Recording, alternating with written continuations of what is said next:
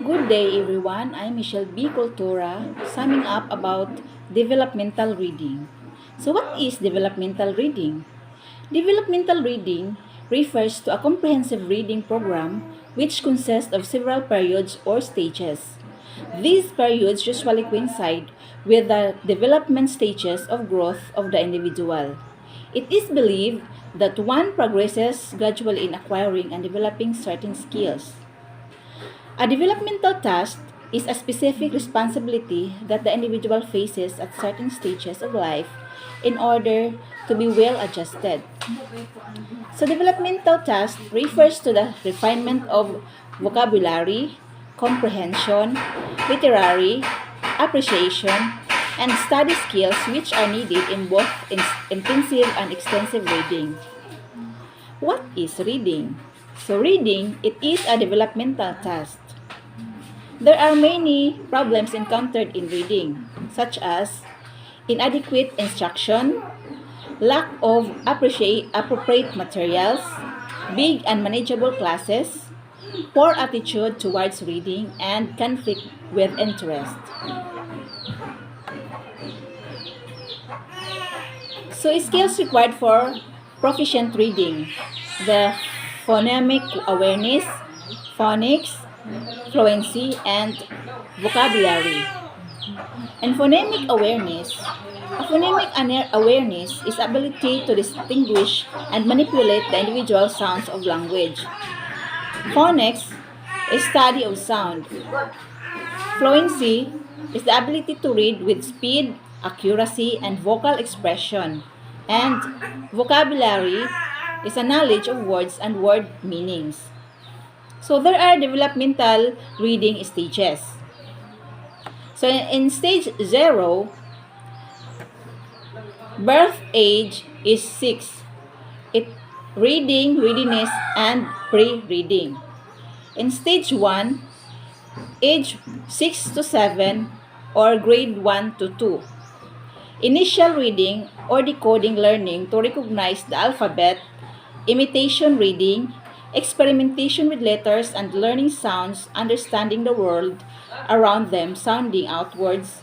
From prompt utilize consonant and vowels to blend together simple words. In stage 2, ages 7 to 8, grades 2 to 3, the fluency. Then stage 3, age 7 to 13, grade 4 to second year. Reading for learning, the new stage considered to be on the real reading stage. They are fairly good at reading and spelling and are ready to read without sounding everything out.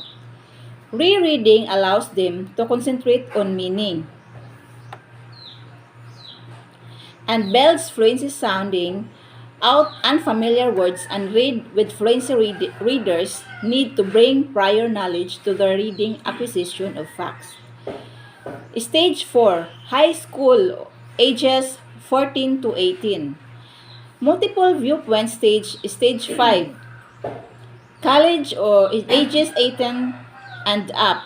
Construction and reconstruction stage readers are instructed in reading and study skills learned to analyze what they read and react critically, shared multiple views and concepts, and read materials useful them and apply those skills. Readers know what not to read as well as what to read. They have the ability to synthesize critically the works of others and able to defend their stand on specific issues.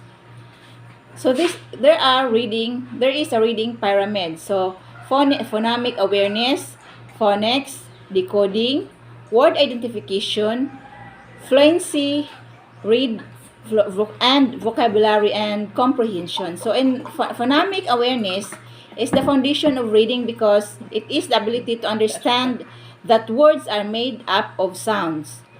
Then in phonics, ability to identify letters and their specific sounds. While in decoding is where children begin to sound out words, and word identification has the ability to see a word and now and know what it is. Then fluency, read text quickly and accurately. And in vocabulary, knowing what the words mean, a combination of fluency and word identification. Then the last one is comprehension, able to construct meaning from the words read.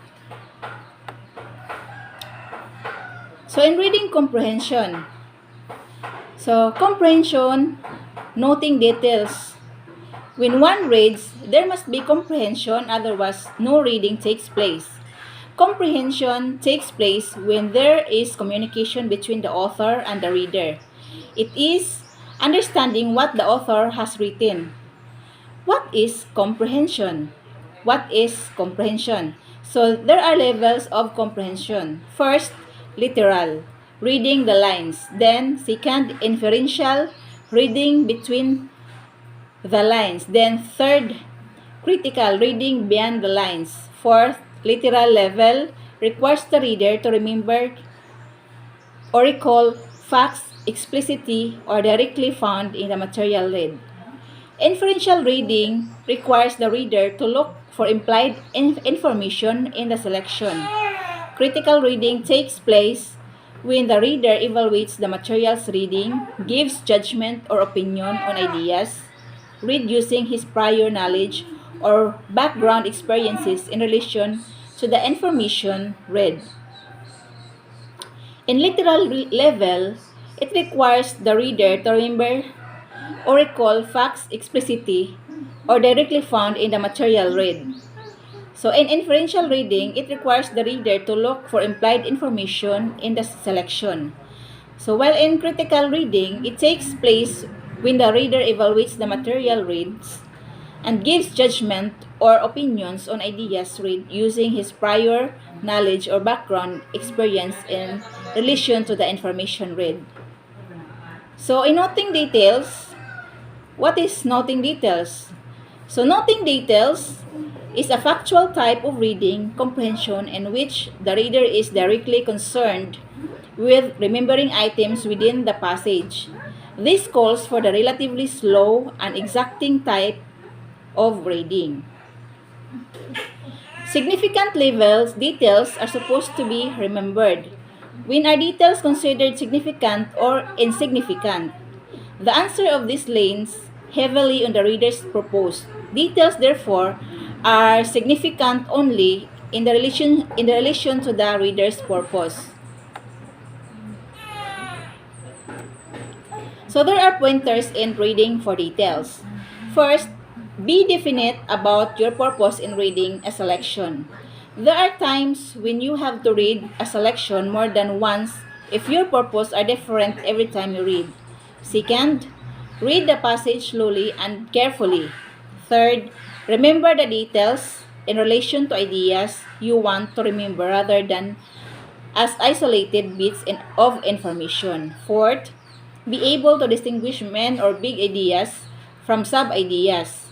When you know the main ideas, it is easier to remember in supporting details. Sample selection. Who started the celebration of Mother's Day? What was Woodrow Wilson's main contribution in the celebration of Mother's Day? When is Mother's Day celebrated? What countries celebrated Mother's Day in the same date? What makes Mother's Day in the Philippines assume greater significance? Answer the following questions and then the applicant would advertise